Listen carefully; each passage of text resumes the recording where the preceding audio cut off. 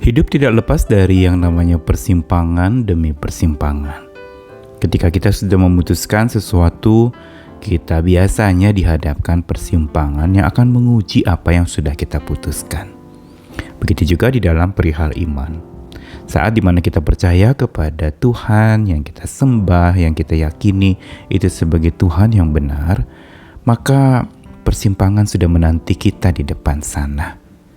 Persimpangan yang bisa saja dipertanyakan iman kita, keyakinan kita kepada Tuhan yang kita pegang. Persimpangan bisa saja ketika kita diajak untuk lalu kemudian berangkat dari kebenaran menuju kepada sebuah kompromistis terhadap kebenaran itu sendiri. Yang demi keuntungan lalu kemudian kita menjadi menyimpang. Memang benar, persimpangan bisa lahirkan penyimpangan. Apalagi tanpa Tuhan yang menyokong. Karena itu kita perlu jaga diri, hati-hati, supaya hati kita tidak condong kepada sesuatu yang kontra Tuhan. Sesuatu yang bertentangan dengan apa maunya Tuhan dan apa kata Tuhan.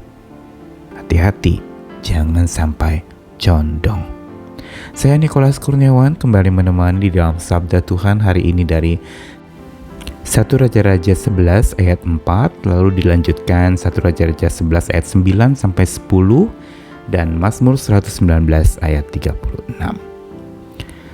Sebab pada waktu Salomo sudah tua, istri-istrinya itu mencondongkan hatinya kepada allah-allah lain sehingga ia tidak dengan sepenuh hati berpaut kepada Tuhan Allahnya seperti Daud ayahnya.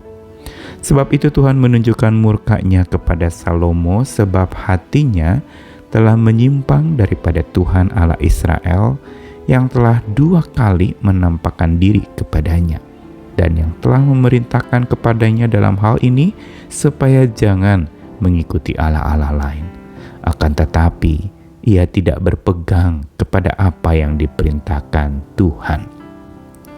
Lalu Mazmur 119 ayat 36, condongkanlah hatiku kepada peringatan-peringatanmu dan jangan kepada laba.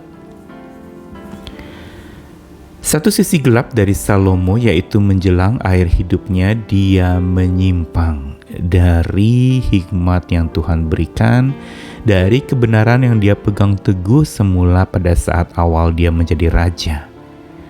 Dan kitab suci mengatakan tadi di dalam ayat yang keempat, 1 Raja-Raja 11, bahwa Salomo sudah tua. Dan tentu saja bukan karena dia sudah tua maka hatinya condong kepada allah-allah lain yang dipengaruhi dari istri-istrinya. Tetapi ini bukan perkara usia, ini perkara hati. Dikatakan bahwa hatinya condong atau dicondongkan kepada allah-allah lain, sehingga dia tidak sepenuh hati berpaut kepada Tuhan Allahnya. Perhatikan bagaimana Salomo yang sudah tua mulai menghadapi yang namanya persimpangan yang tidak mudah untuk dia sebagai raja untuk bangsa pilihan Tuhan waktu itu. Sebuah persimpangan antara hikmat yang dari Tuhan yang dia junjung tinggi dan menjadi awal langkah dia sebagai raja dibimbing oleh hikmat Tuhan, dan ini sungguh luar biasa. Tapi memang tidak dapat bertahan lama hikmat itu terus ada dalam diri manusia ketika manusia tidak terus ada di dalam Tuhan. Ketika dia mulai menyimpang, ketika dia mulai mencondongkan hati kepada allah-allah lain di persimpangan-persimpangan yang dia hadapi, dia akhirnya menjadi menyimpang. Persimpangan mendatangkan penyimpangan buat Salomo. Sehingga kitab suci mengatakan dia raja yang paling bijak itu tidak lagi sepenuh hati berpaut kepada Tuhan. Sehingga dikatakan ayat 9 tadi Tuhan murka kepada Salomo. Karena apa? Bukan karena Salomo memakai harta bendanya untuk kepentingan diri sendiri, tapi dikatakan hatinya telah menyimpang daripada Tuhan Allah Israel atau telah meninggalkan Tuhannya. Dan dikatakan bahwa ia tidak berpegang pada apa yang Tuhan perintahkan. Bukan dia tidak tahu perintah Tuhan.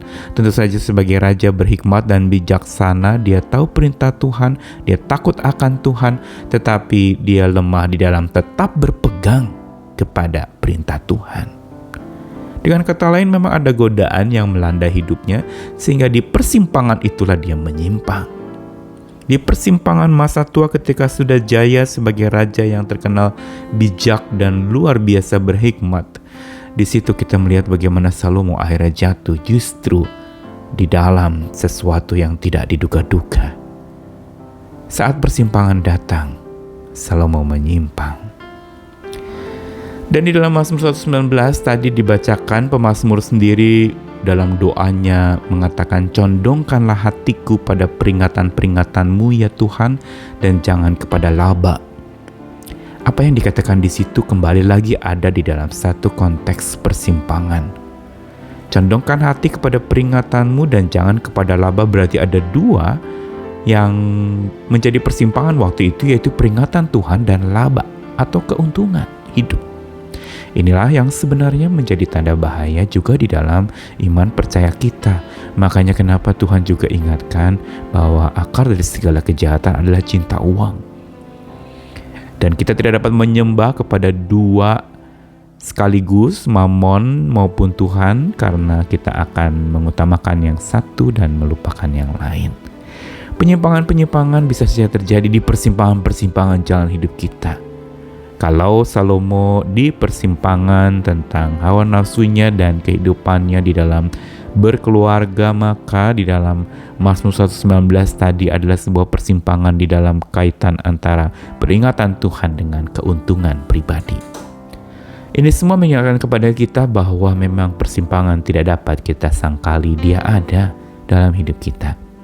Tapi satu kekuatan kita adalah bahwa seperti pemazmur yang memohon supaya hatinya tidak condong kepada hal-hal yang merupakan keuntungan, tetapi kepada peringatan-peringatan Tuhan. Pemazmur menyadari bahwa Tuhanlah yang mampu menyokong dia.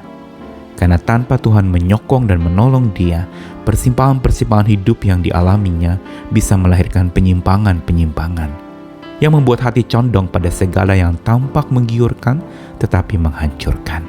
Hari ini mari kita belajar terus fokus kepada Tuhan. Hati-hati ketika kita mulai condong kepada Allah-Allah lain, condong kepada kesenangan pribadi atau duniawi, condong kepada apa yang maunya kita bukan maunya Tuhan, condong kepada apa yang kita pikir benar bukan apa yang Tuhan katakan benar. Hati-hati, pada saat itulah kita perlu tetap berpegang kepada Tuhan supaya tidak menyimpang saat ada di persimpangan. Tuhan mengasihi kita, Tuhan menolong kita, jangan berjuang dan berperang sendiri, tetapi minta selalu Tuhan sokong dan tolong hidup kita, dan Dia akan melakukannya. Karena itu mintalah pertolongan dan sokongan dari Tuhan. Amin.